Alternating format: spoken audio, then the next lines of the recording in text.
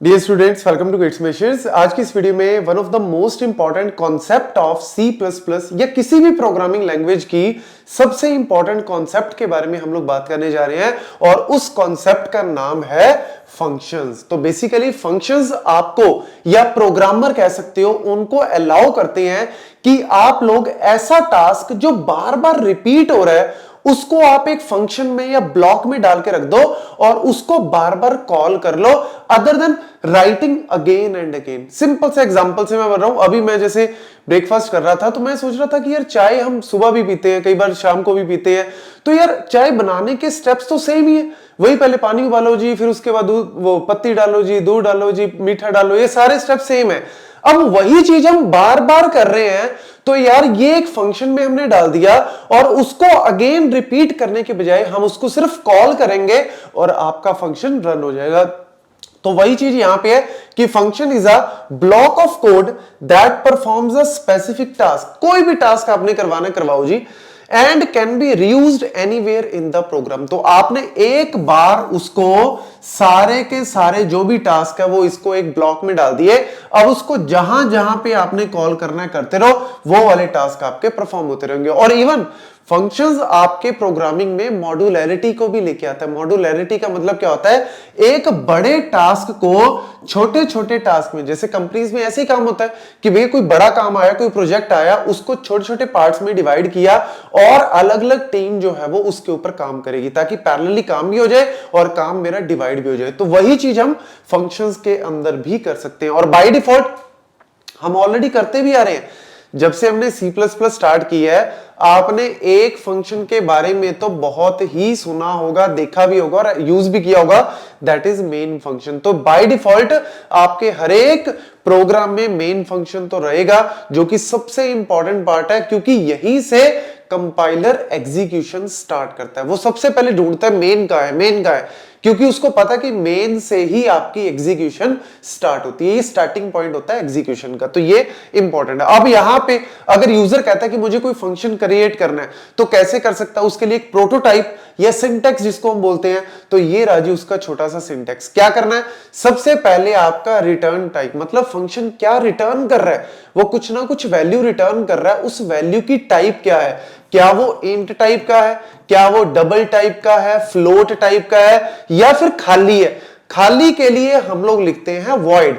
जहां पे हम कह रहे हैं कि भैया ये कोई इंटीजर वैल्यू, फ्लोट, कुछ ऐसी कोई वैल्यू रिटर्न नहीं कर रहा, तो हम उसको वॉइड टाइप भी मेंशन कर सकते हैं। वॉइड मतलब खाली, इसकी कोई पर्टिकुलर टाइप नहीं है, एम्प्टी।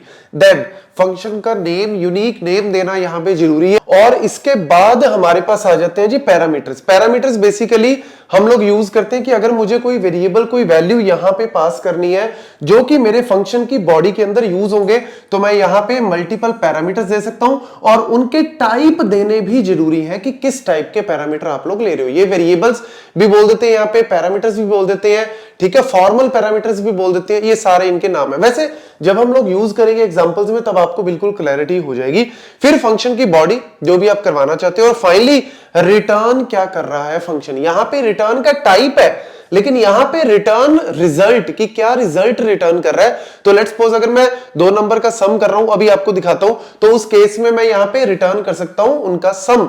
और अगर लेट्स सपोज मुझे सिंपली कुछ वैल्यू प्रिंट करवानी है तो मेरे को जरूरी नहीं है कि यहां पे रिटर्न हमेशा करना ही पड़ेगा, लेकिन ये चीजें जरूरी है, ये मैंडेटरी पार्ट है। लेकिन ये वाला जो है वो आप बेस्ड ऑन यूसेज आप इसको यूज कर भी सकते हो या नहीं भी। जैसे ये देखो, एक सिंपल सा मैं यहां पे एक फंक्शन बनाया वॉइड, ये हो गया क्या?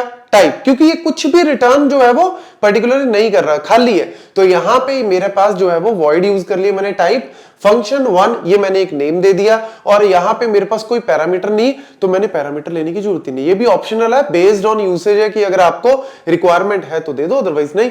मैंने क्या किया? सी आउट कर दिया गेट्स में से। जो भी आप प्रिंट कराना चाहते हो, काम करवाना चाहते हो, वो आपने यहां पे करवा लिया। ये क्या है? एक सिंपल फंक्शन की मेरी डेफिनेशन है। फंक्शन को मैंने यहां पे डिफाइन कर दिया, फंक्शन को डिफाइन कर दिया, लेकिन उसको जब तक कॉल नहीं करेंगे तब तक ये एग्जीक्यूट नहीं होगा, तब तक कंट्रोल इसके ऊपर जाएगा ही नहीं। तो फिर क्या होता है? आपको पता कि भैया मेन में ही हमारी सारी चीजें स्टार्ट होती हैं, एग्जीक्यूशन हमेशा स्टार्ट होती है मेन से। तो जब कंपाइलर मेन पे जाएगा उसके बाद वो नेक्स्ट लाइन देखेगा फंक्शन 1। इसका मतलब क्या है? हमने यहां पे फंक्शन 1 को कॉल किया है। कॉल करने का मतलब है कंट्रोल कहां जाएगा, फंक्शन 1 पे जाएगा और फिर उसके अंदर जो भी काम करना है वो एग्जीक्यूट कर देगा। ये इस तरीके से एग्जीक्यूशन होती है। ऐसी एक और छोटा सा प्रोग्राम यहां पे देख लो, एडिशन ऑफ 2 नंबर। अब यहां पे मैंने क्या किया, देखो इंट मेन और उसके अंदर मैंने फंक्शन को कॉल किया। कौन से फंक्शन को, यहां पे मैंने ऐड फंक्शन को कॉल किया और ऊपर मैंने ऐड की डेफिनेशन यहां पे दे दी है। डेफिनेशन कह लो, डिक्लेरेशन कह लो, मैंने यहां पे इसको डिक्लेयर कर दिया, डेफिनेशन प्रॉपर दे दी। इंट इसका टाइप हो गया, रिटर्न जो ये वैल्यू देखो ना सम ऑफ 2 नंबर कर रहा है तो रिटर्न ऑब्वियसली मैं क्या कर रहा हूं यहां पे इंट टाइप का। ऐड मेरे पास यहां पे नाम हो गया, इंट ए इंट बी ये मेरे दो पैरामीटर्स हो गए, फॉर्मल पैरामीटर्स मैं इसको बोल सकता हूं। तो यहां पे ए और बी जो है वो इसके इंटरनली हम लोग यहां पे यूज करेंगे ए और बी, और मैंने क्या किया रिटर्न कर दिया ए प्लस बी, ये रिटर्न कर देगा इनका टोटल, दैट्स इट। अब जब हमने फंक्शन को कॉल किया तो मैंने क्या किया, ऐड 5,3। इसका मतलब क्या है, ये कहलाते हैं आर्ग्यूमेंट्स। जो कि हम कॉलिंग में यूज करते हैं वो क्या होते हैं, आर्गुमेंट्स। हमने यहां पे आर्गुमेंट्स या कह दो वैल्यू पास कर दी 5,3। अब ये 5 कहां चली जाएगी, ए के अंदर, ये 3 कहां चला जाएगा, बी के अंदर। तो हमने यहां पे वैल्यूज जो है वो पास कर दी है। ये इसको कॉल बाय वैल्यू भी कहते हैं क्योंकि हमने फंक्शन को कॉल किया वैल्यूज के थ्रू। तो वैल्यू हमने पास कर दी है 5 और 3, वो वैल्यू ए और बी में चली जाएगी, ये दोनों का ऐड कर देगा। ऐड मतलब 5 + 3 8, ये रिटर्न कर देगा और वो 8 कहां पे आ जाएगा, इसमें आ जाएगा, सम नाम के वेरिएबल में आ जाएगा और उसको आप फर्दर जो है वो प्रिंट करा सकते हो। तो ये वर्किंग है, फंक्शन किस तरीके से काम करते हैं, कैसे डेफिनेशन लिखते हैं हम लोग, कैसे उसको कॉल करते हैं, ये सारी चीजें आपको जो है वो जाननी जरूरी है। और इसको आप एग्जीक्यूट करके भी देख सकते हो, प्रॉपर रन करके देख सकते हो।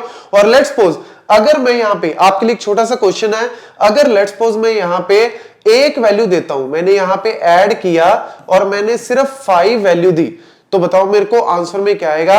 वैसे तो मैं आपको यहां पे बता देता हूं वहां पे आंसर में एरर आएगा, लेकिन ये 5 वैल्यू अगर आप सिंगल देते हो तो ये वैल्यू बाय डिफॉल्ट ए में जाएगी या ये वैल्यू बी में जाएगी। ये चीज आपको बताना है मेरे को कमेंट सेक्शन में, और इसके बाद हम लोग इसी चीज को फर्दर वीडियो में एक्सप्लेन करवाऊंगा आपको। तो ये सारे पॉइंट अच्छे से नोट कर लो, किस तरीके से डेफिनेशन, किस तरीके से डिक्लेरेशन होती है। That's it.